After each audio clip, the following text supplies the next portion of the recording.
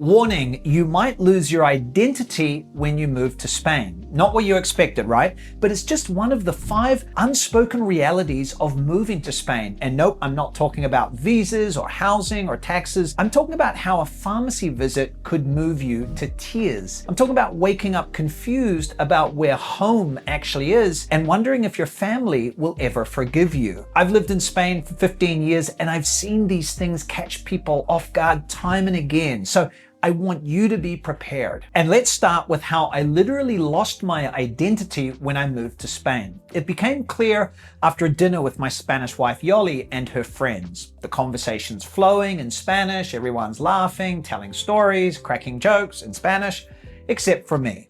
I knew some Spanish at the time, but not, everyone talking quickly over wine kind of Spanish. That's really fast Spanish. So I could follow along, and sometimes I'd think of something funny to say. But by the time I'd translated it in my head, the opportunity had passed. So I'd stay quiet. I felt excluded in that conversation, and I felt like my personality was gone. It wasn't the James I knew and was kind of proud of. Back home, I was the guy who made people laugh, but here I was just silent, and it worried me. I remember asking my wife not long after, do your friends think I'm funny? Such a stupid question. She laughed, but I was serious because it felt like I'd lost a part of myself. And this will probably happen to you too, when you're learning Spanish and interacting in Spanish. The reality is when you're learning a new language as an adult, you'll never be exactly the same person in both languages, which I've now learned is okay. I've made peace with this because here's the thing. People still see the real you, even without, perfect Spanish, even without cracking jokes in Spanish. Your personality still comes through. You've just built a life in a new country. You've done something that most people only dream of. And so you bring perspectives that other people might not have. But I get it. While people can sense you're a good person, a joyful, a fun, dynamic person, I understand that's not the same as feeling like yourself. And that's the challenge that I had. I didn't feel like myself. And so that's really why you need to start learning Spanish now, not later, not when you arrive, now. And I don't mean, Duolingo for 10 minutes a day. I mean, actually invest in this. Get a tutor.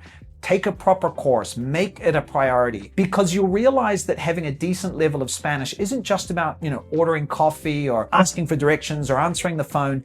It's about reclaiming your identity. It's about being able to crack that joke before the moment passes. It'll take time, but you'll get there. Because while yes, people will still get a sense of you with your limited Spanish, it's a big boost to your confidence if you can feel somewhat in your own skin in the new language. Now, you might think, okay, James, so I won't be as funny in Spanish. I can live with that. But what happens when you can't handle simple everyday tasks? So when making a video with Amy and John, who went through my Move to Spain masterclass, Amy shared that she went to the pharmacy one day for a simple errand, not long after moving, which shouldn't be too complicated, right?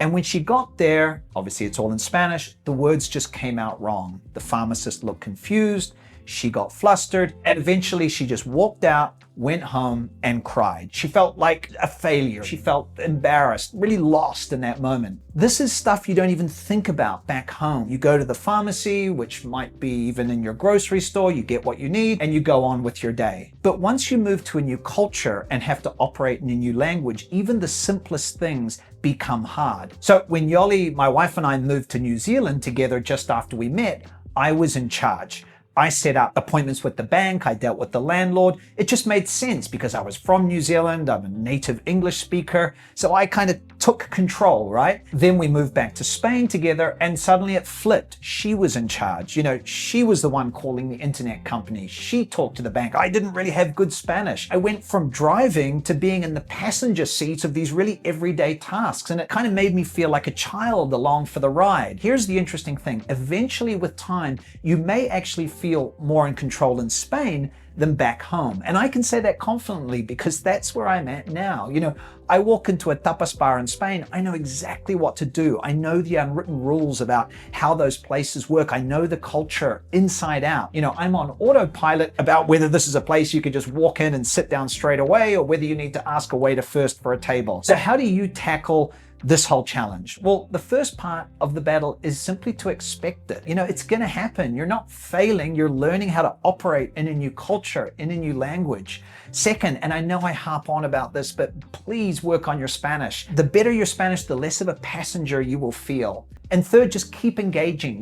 Get out there. Don't hide at home. You need to push through the awkwardness once you're in Spain and keep learning about how this culture works so you can really start to feel fully a part of your new culture. So we've covered identity loss, the regression feeling, the beta feeling, but you won't get to those feelings until you've made the physical move, obviously. And before you move, there's something almost everyone gets stuck on. What do you actually bring to Spain? You're staring at a lifetime of stuff back home and you're trying to predict your future Spanish self, your future Spanish home.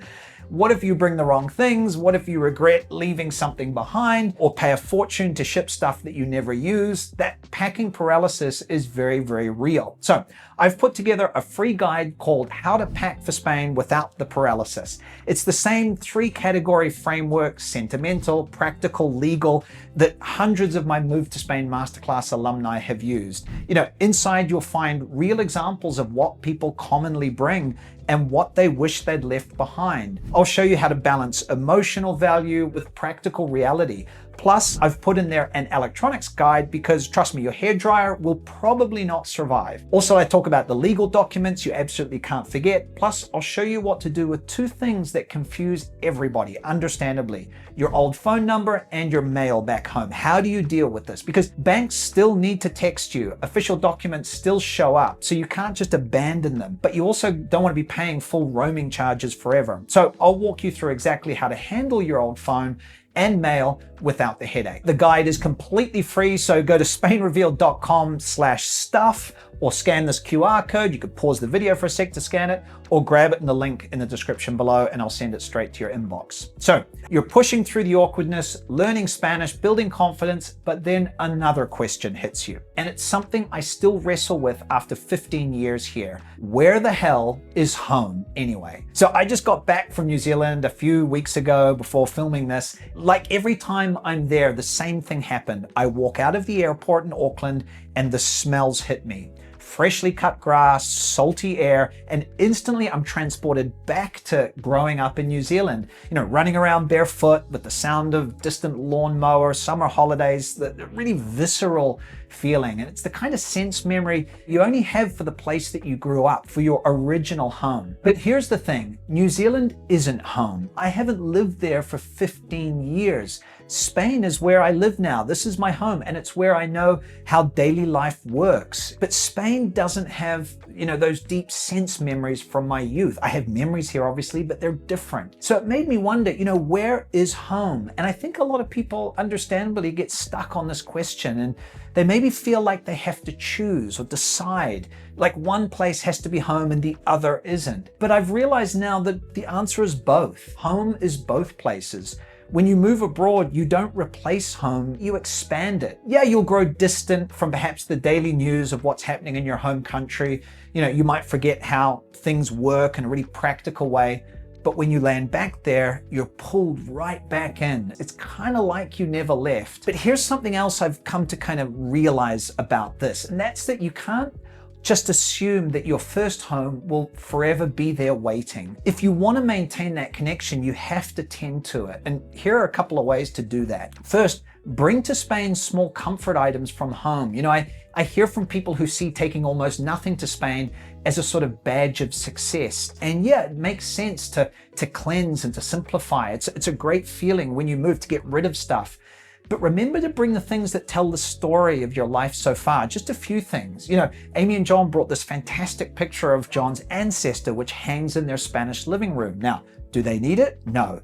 Is it impractical to bring an old frame painting? Hell yeah, but it's part of who they are. Now, the second one, be practical about staying connected to your home country, obviously if you want to. If you want to visit regularly, build that into your plan and budget for Spain so you don't end up short on money when you want to go back. And your friends, you have to work to stay in their lives despite the distance. And I want to get on to friends now because those important relationships that you've spent decades building, friends from way back, well, they're going to change. Like you, I've spent years building Relationships back home, school friends, university mates, people I just met in the course of life. We had experiences together and those bonds run really deep. The shared memories are huge. And then I moved to Spain and started making new friends, started that process. And at first, those new friendships felt shallow. I'd go back to New Zealand, hang out with my old mates, and instantly fall into the banter, the university stories, the running jokes. And I think, I wish I had this in Spain. And I kind of felt like it was my job to rebuild these same kinds of friendships in Spain.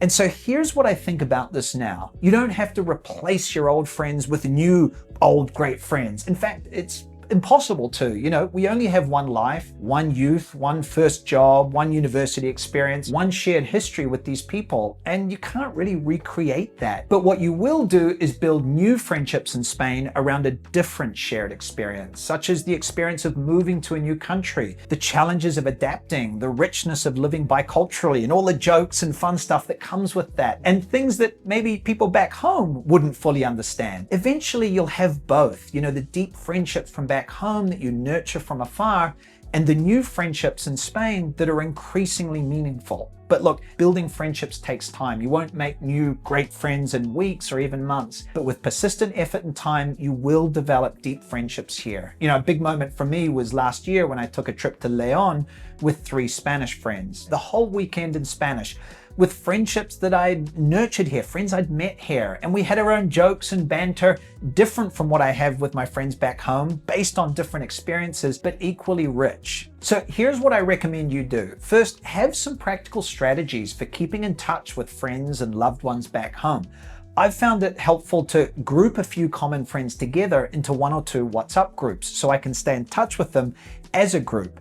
This keeps us chatting, makes it easier to organize meetups when I'm heading back to New Zealand, and it's also honestly easier than keeping in touch with everybody individually. So start those little groups. Second, understand that building relationships in Spain will take time, but you will get there. You will have your trip to León moment. And look, it didn't take me 14 years to have a deep friendships here, but big part was that this was in Spanish, which was huge for me. It just takes patience to keep chipping away at the friend thing with patience, with a little bit of, I'm not gonna say hard work, with a little bit of attention to it. You're gonna get there, trust me. Okay, so friendships are one thing, but family, that can get really complicated. For many people, this is one of the hardest parts of the move. I remember standing at Auckland Airport saying goodbye to my parents when we moved to Spain. And look, they're super supportive. They've lived overseas themselves, which means, they get it. They understand what this is all about. But there's still this thread of guilt that I feel about living so far away, especially now that I have daughters and I understand, how much you want to have your kids and for them grandkids close. But some people simply don't have family, or friends who are so supportive. In fact, I asked the Move to Spain Masterclass alumni about their experiences, and someone said, my best friend couldn't understand why I was leaving my family. I explained I wasn't leaving them, I was moving. She couldn't understand and we no longer talk. Someone else said, my youngest hated us. We were taking our dog, he was comfortable living in our home. He's 27 years old. And a third person said, we have received strong reactions. People seemed shocked and hurt. Now look, obviously not everybody faces pushback. I also heard someone say, every single person we told was encouraged and excited for us. But the reality is these conversations can be really emotionally messy, and you might feel a little bit like you're abandoning people regardless of how they react. So what do you do? Well, one alum said, frame it like this: you're not doing it to them, you're doing it for yourself. Don't sell the decision to them. Be honest and keep it about your choice. Don't try and get everyone's permission for this move. Another course alum said, use systematic desensitization. Talk about the possibility for months before making it official, giving people time to process the idea gradually rather than dropping a bombshell. And another alum who recently moved to Spain shared that initial reactions aren't final. You just kind of sometimes need to give people a bit of space and time to adjust. The people who matter will find a way to support you. Maybe not immediately, but eventually. But look, this is the reality of a move like this. Some people won't get it. Some will surprise you. Some will come around. But you know what? You're not alone in figuring this out. There's a huge community of people who are navigating the same thing, and you want to surround yourself with them. So I recently went to Zaragoza, Spain's 4th largest city, where Yoli and I explored the city, and I met up with 2 women from the Spain Revealed audience who have moved there from the US. And you can hear from them and see their story in this video up here. So head over there and check it out. I'll see you there in a moment. Okay, ciao.